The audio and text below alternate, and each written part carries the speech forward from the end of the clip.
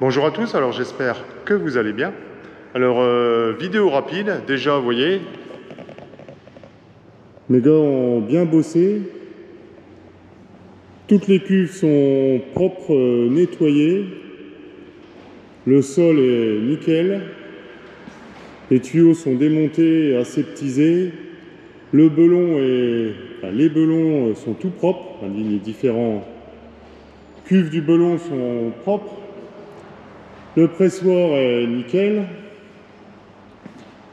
Vous voyez, le dessous des pressoirs, tout a été nettoyé.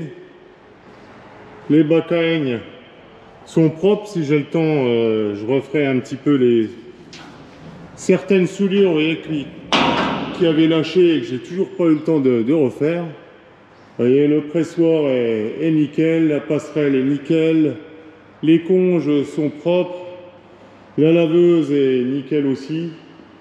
Bon, comme je veux qu'il regarde quelque chose, parce que j'ai la bâche qui est un petit peu abîmée, on est peur qu'il y ait un sécateur qui l'ait un petit peu rogné, donc j'attends l'hivernage du pressoir avec les professionnels qui vont venir l'hiverner. Et ce qui fait que j'ai pas remonté, vous voyez, simplement tous les drains qui ont été démontés. Vous voyez, ils sont nickel, ils ont été nettoyés. Et comme vous pouvez voir, ben voilà, les caisses sont rangées. On a même rechargé sur le plateau les caisses, comme ça c'est prêt à partir pour l'année prochaine. Les autres caisses sont toutes rangées derrière, on a palettisé. Voilà, et ici les palettes pour l'année prochaine, les 10. Et vous voyez, je me suis un petit peu écarté parce que cet hiver, là, il faudra que je le fasse. Les trucs en téflon, on a remarqué qu'ils ne tournaient plus. Donc on s'est laissé un peu de place pour travailler. Voilà, les deux ne tournent plus. Alors on a peur que ça finisse par s'user au milieu à force que le système de pose au sol passe dessus. Donc on viendra retirer les goupilles. Et on viendra remettre tout ça.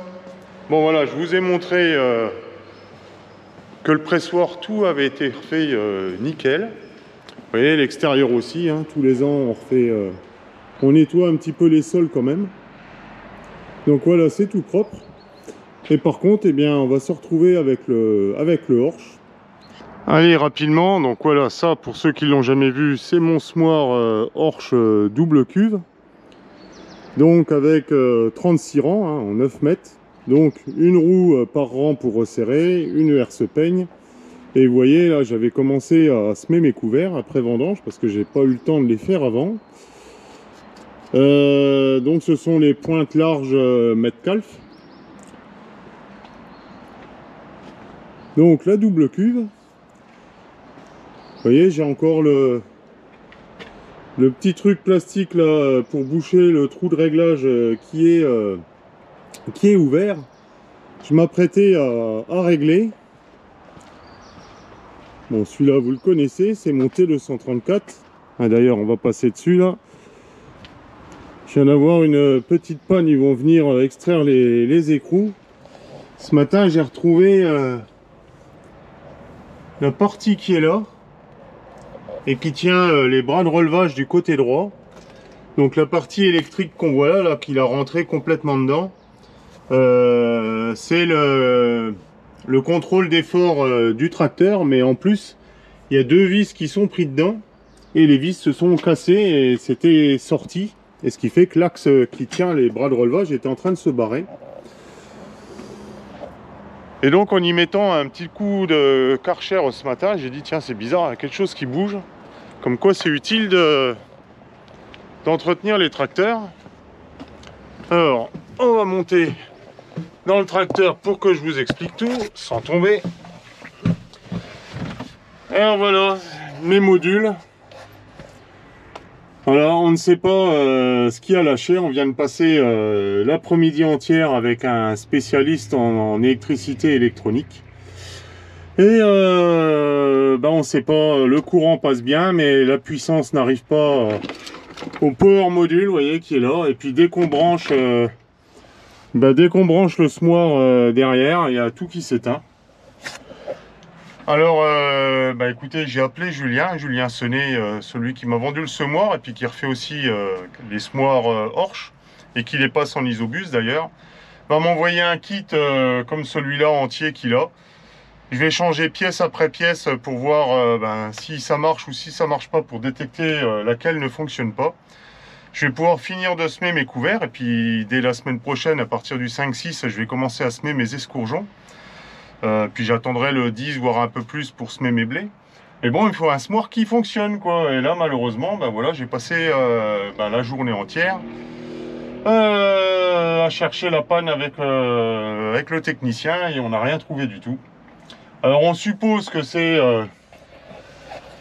ou ce boîtier de commande où il y a une pièce qui a lâché, ou Julien me dit souvent c'est le power module là qui lâche.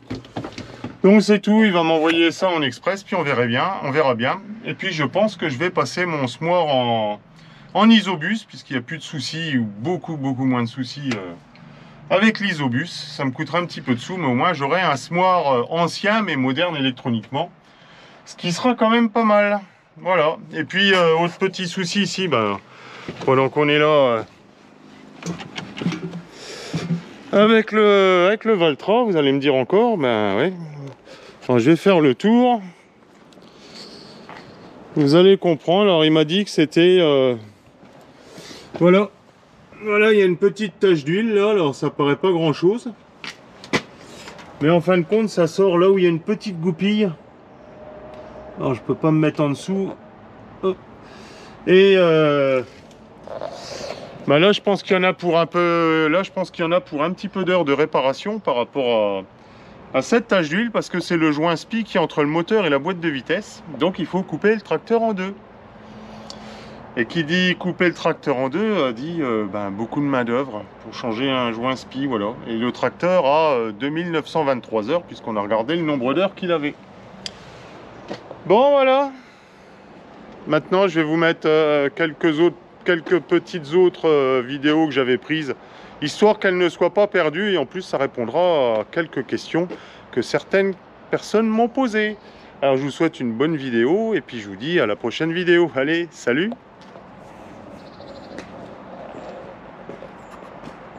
Bon, on est le 27 septembre, il est midi tout juste. Et vous voyez, quand vous voyez, alors peut-être que ça ne se voit pas à la caméra, mais de la fumée qui sort comme ça, c'est jamais bon signe. Alors il faut savoir que toute cette partie-là vient d'être faite en atelier. Hein, vous voyez, on avait le roulement, ou je ne sais trop quoi là, qui était fichu. Et là je pense que c'était de notre faute, parce que on n'avait pas fait le niveau d'huile et il y avait eu une fuite. Et du fait cet été, quand on a broyé les pailles, eh bien cette partie là a lâché. Ça a mis très longtemps à arriver d'Italie, mais vous voyez, ça a été remonté par je ne sais qui. Ça c'est l'ancien emplacement de la tension de la courroie, et voilà où il est lui. Donc vous voyez, il manque un bon centimètre de tension, on va dire, parce que là il est au minimum. Donc je vais ouvrir et on va voir, on va voir la surprise de commencer à l'intérieur. Mais je pense que les courroies doivent être foutues. Allez, j'ouvre et je reprends.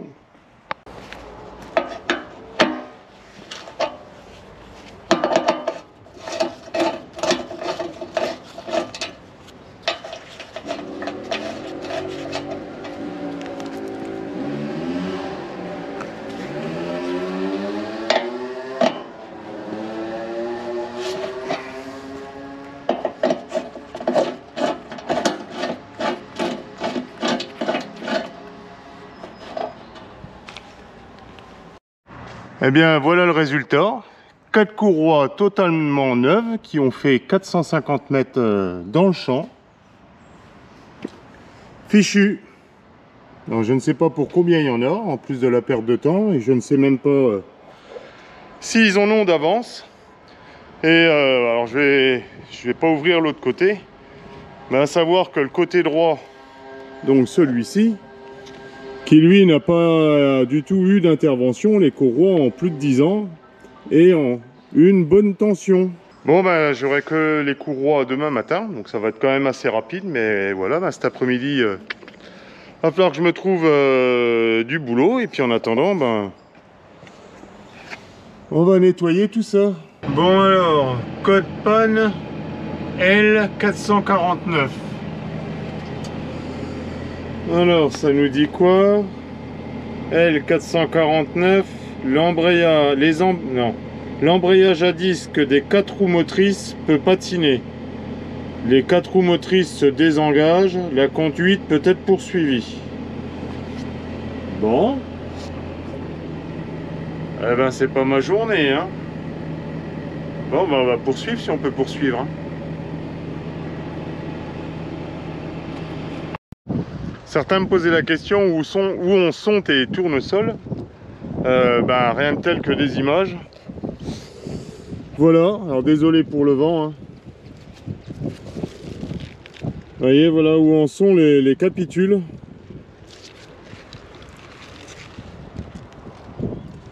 Donc les graines sont en formation. Pour l'instant, ce qui est dessus n'est pas encore tombé, mais voilà, ça... Si on frotte, ça commence à tomber. Les graines sont en dessous. Bon, c'est régulier. J'ai de la chance qu'il y ait eu de très fortes chaleurs. Bon, pendant les vendanges, hein, vous vous rappelez, on a eu des très fortes chaleurs. Plus de 40 degrés. Ce qui fait qu'ils en ont profité. Alors voilà, comme je vous l'avais déjà dit, j'ai pas assez de retour d'expérience sur cette culture pour savoir à cette époque-là, au 20 septembre, ce que ça va donner. Mais elle est là, alors elle est sale. Enfin, elle est sale, il y a beaucoup de Capselle Bursa Pasteur qui a poussé en dessous. Elle est maintenant mûre, je vais essayer de vous en montrer, voilà. Voilà cette plante là. Hop, je vais l'arracher. Et cette plante là qui fait des espèces de petites bourses, hein, c'est pour ça que ça s'appelle comme ça. Les graines là, ça a une forme de bourse ou de cœur, disent certains. C'est Capsella Bursa Pasteuris en latin. Capselle Bursa Pasteur, bon, c'est principalement celle qui a poussé, et puis quelques autres plantes estivales, on va dire, comme quelques armoises par-ci par-là. Mais bon, en général, le champ sera assez facilement praticable, où j'arriverai certainement à semer un blé assez facilement dedans, après un bon désherbage chimique. Bon, voilà encore quelques têtes, vous voyez. Il annonce encore un petit peu de pluie et puis du beau temps. Alors ce qui me fait peur, c'est voilà, c'est toutes ces surfaces qui maintenant, où l'eau va se stocker. Est-ce que ça va pourrir en avançant dans le temps? Je ne sais pas du tout. On verra bien. Mais bon, on va dire que pour l'instant, c'est pour cette culture. Je vais pas dire que j'ai eu de la chance, mais en même temps, je vais dire que j'ai eu de la chance parce que une arrière-saison comme ça, surtout que j'ai vu au 1er octobre, ils annoncent encore 25-26 degrés. C'est quand même assez exceptionnel, donc j'ai espoir de pouvoir les faucher. Moi, j'en profite pour faire ma deuxième petite récolte, hein, on va pas les laisser sur la vigne. Regardez un petit peu par rapport à ma main, ces beaux petits coins qui sont là-dessus. On va récolter tout ça, puis après on va faire une bonne petite gelée de coin. Et je vois que l'autre là-bas, je vous le montrerai après, il y en a plein aussi.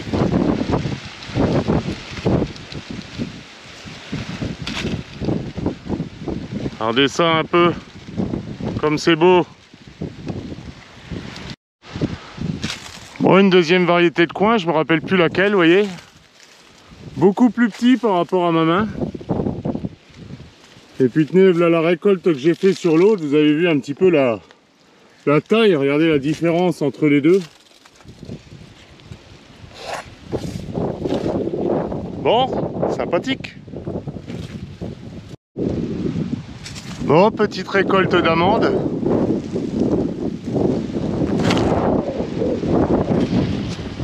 Bon, des amandes de Champagne, et il y en a qui ne croient pas encore au réchauffement climatique. Bon, comme vous voulez.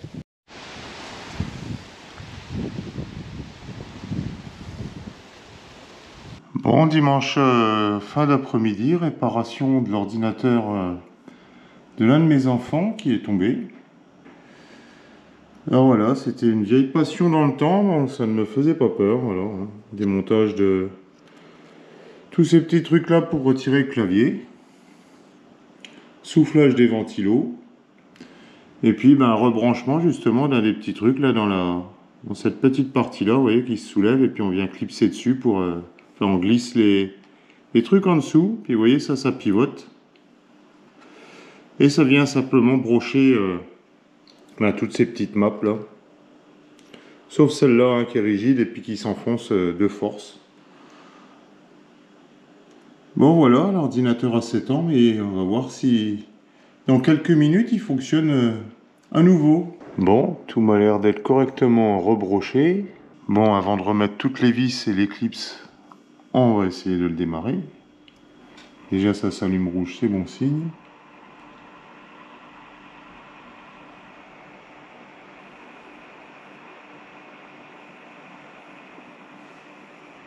Et ben voilà, bonne chose de faite. Il n'y a plus qu'à tout remettre les 10 ou 15 vis.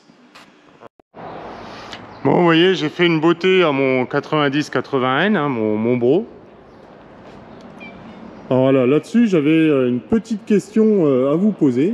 J'ai pas réussi à avoir. Vous voyez, on voit ici, c'est un petit peu jaune. Alors, il y a des plastiques qui sont revenus nickel, et puis il y en a là, on voit encore du jaune.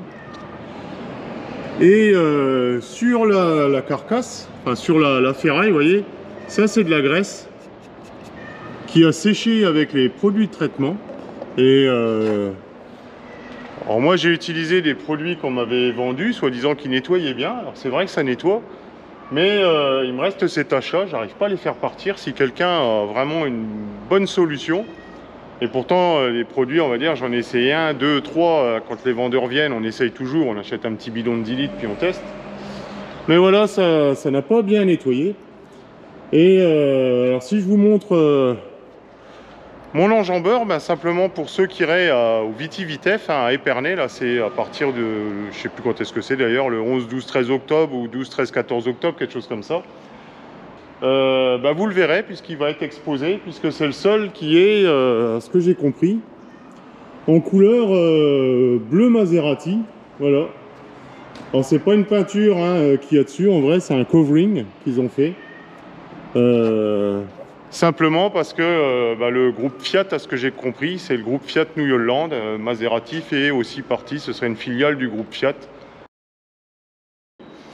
Et les prochains qui vont sortir ne seront plus de la couleur New Holland bleu clair, on va dire, mais il y aurait en option, je pense, cette couleur bleu Maserati. Bon, voilà. Dommage que c'est pas une Maserati, c'est juste fait pour travailler.